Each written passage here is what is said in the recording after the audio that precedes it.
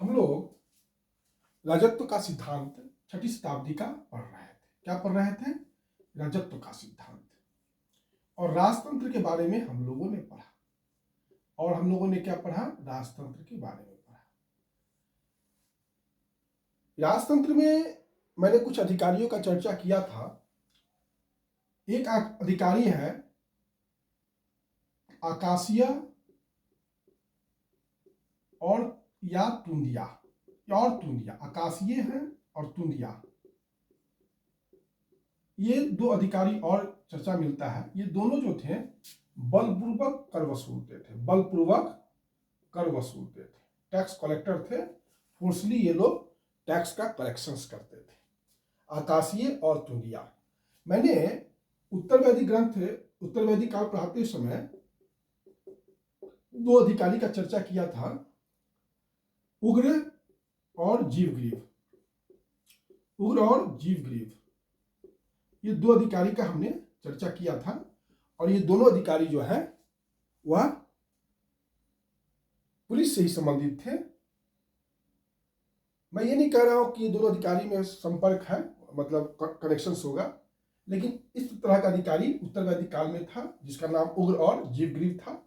और 6ठी शताब्दी में आकाशीय और तुंदिया नामक दो अधिकारी थे जो बलपूर्वक, आकाशीय और तुंदिया बलपूर्वक कर वसूलते थे। और उग्र और जीवग्रीव सुरक्षा अधिकारी थे, पुलिस अधिकारी थे उत्तरवैदिक काल में।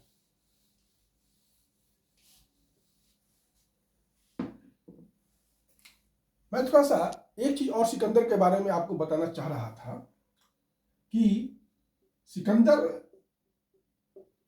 जो आक्रमण किया तो भारत में कुछ शहर बसाया था। वो बहुत इंपॉर्टेंट चीज पॉइंट था यह। जो पहला शहर बसाया था निकाया।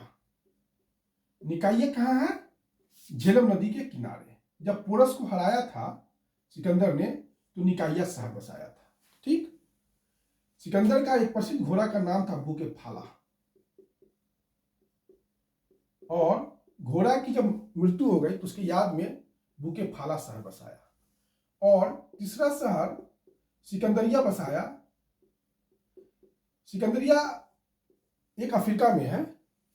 हम उस सिकंदरिया की बात नहीं कर रहे हैं, हम यह सिकंदरिया आपका पंजाब और पंजाब के जो क्षेत्र में है उस क्षेत्र की हम बात कर रहे हैं। वहां भी एक सिकंदरिया शहर उसने बसाया था, भारत के उत्तर पश्चिम भाग में।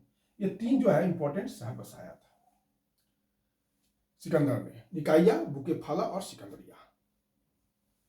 सिकंदर के बारे में एक चीज और बताते हैं कि भारत में जो पहले सेना में हाथी का प्रयोग होता था, लेकिन सिकंदर के आने के बाद घोड़ा का महत्व बढ़ गया। घोड़ा का महत्व बढ़ गया।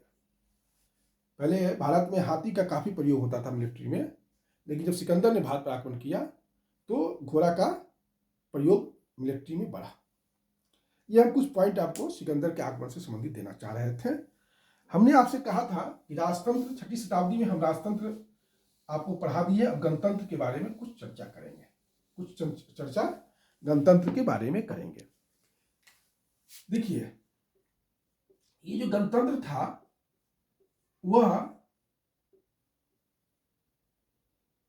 6ठी शताब्दी में कुल मिला के 10 गणतंत्र, बुद्ध काल में 10 गणतंत्र थे। बुद्ध काल में या 6ठी शताब्दी ईसा पूर्व में या महाजनपद काल में 10 गणतंत्र थे। जिस प्रकार से 16 महाजनपद थे उसी प्रकार 10 गणतंत्र थे। ये जो 10 गणतंत्र थे वह अगर देखा जाए तो 3 क्षेत्र में थे। किस किस क्षेत्र में थे? तो सिंधु मैदान में, सिंधु मैदान में। दूसरा पूर्वी यूपी, हिमालय की तराई, पूर्वी यूपी में हिमालय की तराई। और बिहार, बिहार में उत्तरी बिहार, खासकर जो गंगा का उत्तरी भाग है, गंगा का उत्तरी भाग। ये 3 जगह जो है हमको गणतंत्र देखने को मिलता है। गणतंत्र सिंधु मैदान में जो गणतंत्र है वह वैदिक कबीला का अवशेष होगा।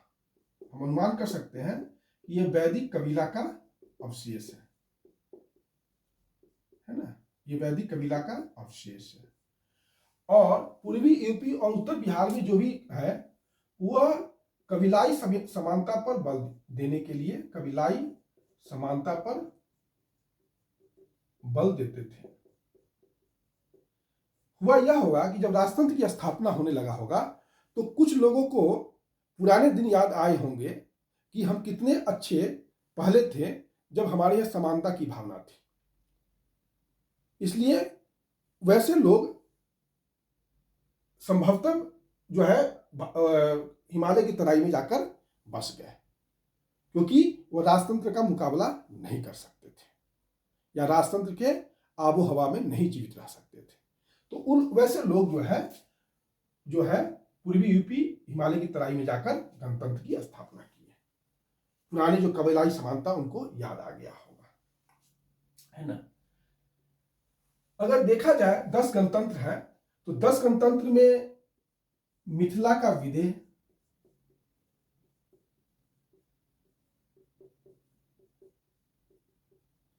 अलकप का भूली,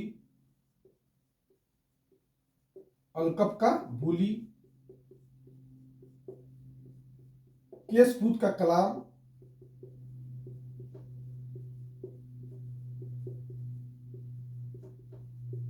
चौथा सुमसुमगिरी का भग, पांचवा कपिलवस्तु का शाक्य,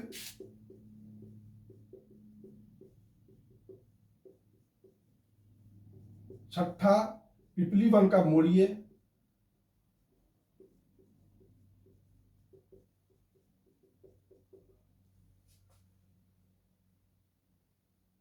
वैशाली का लिच्छवी,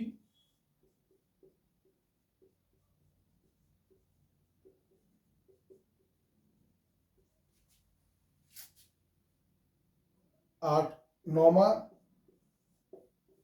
पावा का मल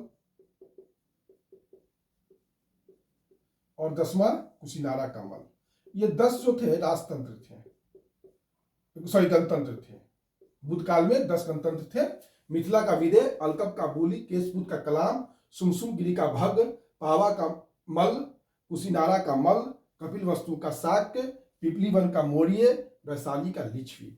इसमें 2 इंपॉर्टेंट थे, कपिलवस्तु का शाक्य जिससे महात्मा बुद्ध संबंधित है, और वैशाली का लिच्छवी।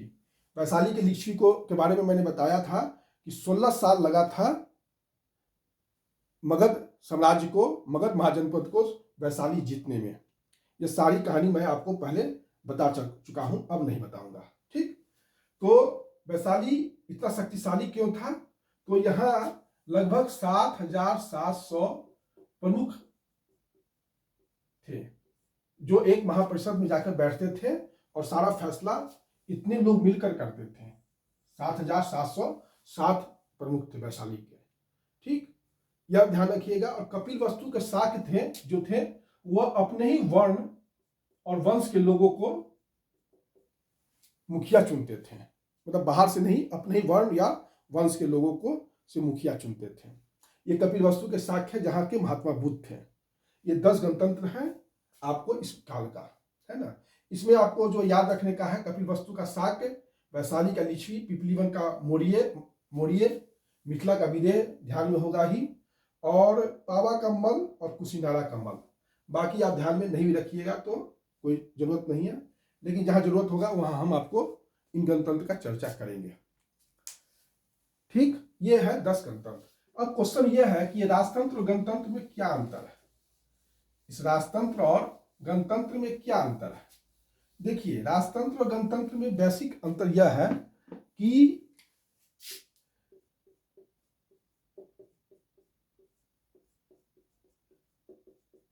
यहां जो राजा होता था वह आनुवांशिक होता था और सर्वशक्तिशाली होता था।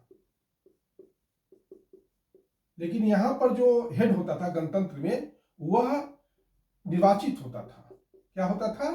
निर्वाचित होता था, और उस पर केंद्रीय परिषद नियंत्रण लगाती थी। यह राजतंत्र और गणतंत्र में अंतर था। गणतंत्र में प्रमुख निर्वाचित होता था और उस पर केंद्रीय परिषद जो है नियंत्रण रखती थी, लेकिन राजतंत्र में ऐसी कोई बात नहीं थी। राजा का पद आनुवांशिक था और राजा सर्वशक्तिशाली होता था।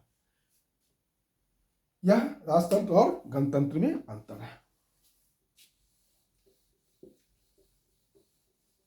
अब हम लोग बुद्धकालीन समाज पढ़ें।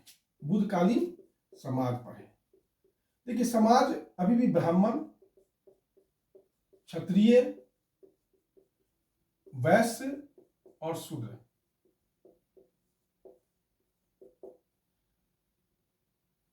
पर डिपेंड था। ठीक, ब्राह्मण, क्षत्रिय, वैश्य और शूद्र ये समाज में था। इस काल में जो सबसे इंपॉर्टेंट चीज है वो अछूत की अवधारणा इसी काल में सबसे पहले आया, जिसको अस्पृश्य कहते हैं। इसको अस्पृश्य कहते हैं। इस काल में दास प्रथा भी था। दास प्रथा भी था, लेकिन दासों की स्थिति शूद्र से और अस्पृश्य से, अछूत से अच्छी थी। दास जो थे शूद्र और अछूत से अच्छे थे। ब्राह्मण जो थे, देखिए, राजतंत्र के सुचारू संचालन के लिए यह वर्ण व्यवस्था लाया गया था। राजतंत्र के सुचारू संचालन के लिए क्षत्रिय जो होते थे वो लड़ाका होते थे और शासक वर्ग के होते थे। ब्राह्मण पूजा कराते थे और शिक्षा प्रदान करते थे। वैश्य व्यापार करते थे और कर देते थे। ब्राह्मण कर नहीं देते थे, क्षत्रिय कर नहीं देते थे, वैश्य सिर्फ कर देते थे। और शूद्र जो थे वो श्रमिक या ऊपर के 4 वर्णों का सेवा करते थे।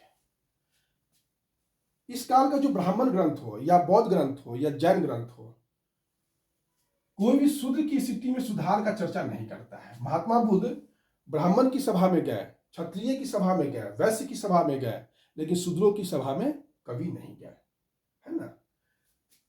अगर ब्राह्मण ग्रंथ के अनुसार देखा जाए तो इस काल में समाज का जो ऑर्डर था ब्राह्मण, क्षत्रिय, वैश्य और शूद्र में था। लेकिन बौद्ध ग्रंथ जो है पहले क्षत्रिय, फिर ब्राह्मण, फिर वैश्य और शूद्र को रखता है।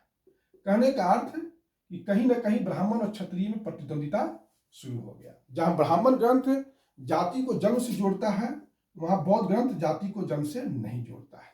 यह सब बौद्ध ग्रंथ और ब्राह्मण ग्रंथ में कुछ वैश्विक अंतर है। महात्मा बुद्ध ने कुछ शिल्प को हीन शिल्प माना है, छोटी जातियों का काम, और ऐसे शिल्प का 10 शिल्प का चर्चा किया है, जिसमें आपको ले लेना होगा जैसे चंडाल का काम, पुक्कस का काम, निषाद का काम। ऐसे ऐसे उन्होंने 10 पेशा को बताया है जो काफी निम्न था। यह है इस काल का जो सामाजिक ऑर्डर है। इस काल में याद रखिएगा कि जो सिविल कानून होता था और फौजदारी कानून होता था, ये सभी जो है जाति को, वर्ण को ध्यान में रखकर काम किया जाता था। जैसे ब्राह्मण का के लिए अलग जो है सिविल कानून होता था। सिविल कानून का अर्थ हो गया विवाह, संपत्ति, तलाक, ये सब जितने भी है ये सिविल कानून है। तो ब्राह्मण के लिए अलग नियम होगा, क्षत्रिय के लिए अलग नियम होगा, वैश्य के लिए अलग नियम होगा, शूद्र के लिए अलग नियम होगा, है ना। ब्राह्मण, अगर फौजदारी में देखा गया है कि ब्राह्मण अगर अपराध करता है शूद्र के खिलाफ तो ब्राह्मण को सजा भी नहीं दिया जाता था। इस तरीके की बात थी। मतलब समाज कानून जो था वह वर्ण व्यवस्था के आधार पर था, है ना। सिविल कानून और फौजदारी कानून पहली बार इसी समय आया और हर वर्ण के लिए अलग अलग था। अगर हम इस बार काल महिलाओं की स्थिति देखें तो महिलाओं की स्थिति में गिरावट आया। इस काल में महिलाओं की स्थिति में क्या आया? गिरावट आया। इनको संपत्ति के अधिकार से वंचित कर दिया गया, उसके बाद उपनयन के अधिकार से वंचित कर दिया गया। शिक्षा अब मिलती थी लेकिन बहुत कम। इस काल में विदुषी महिला का चर्चा बहुत कम है। विदुषी महिला का चर्चा कम है, लेकिन गणिका का बहुत उल्लेख है।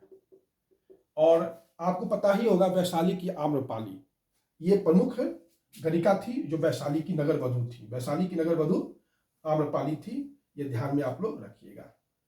इस काल में जो एक चीज और दिखाई पड़ता है वह था कि सती प्रथा नहीं था। इस काल में एक चीज है इंपॉर्टेंट की सती प्रथा नहीं था और लड़कियों की शादी कम उम्र में ही कर दी जाती थी। लड़की की शादी कम उम्र में ही कर दी जाती थी। अर्थात कहने का अर्थ कि कहीं ना कहीं महिलाओं की स्थिति में अब गिरावट आया। यह है आपका इस काल का समाज के बारे में जानकारी।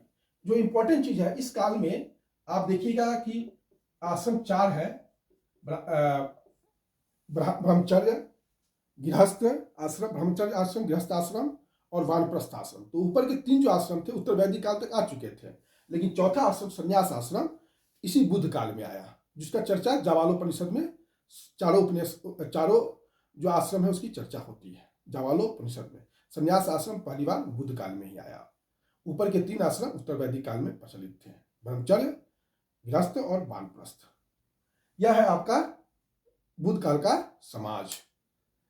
और अब हम लोग अर्थव्यवस्था नेक्स्ट दिन दूसरे दिन पढ़ेंगे। धन्यवाद।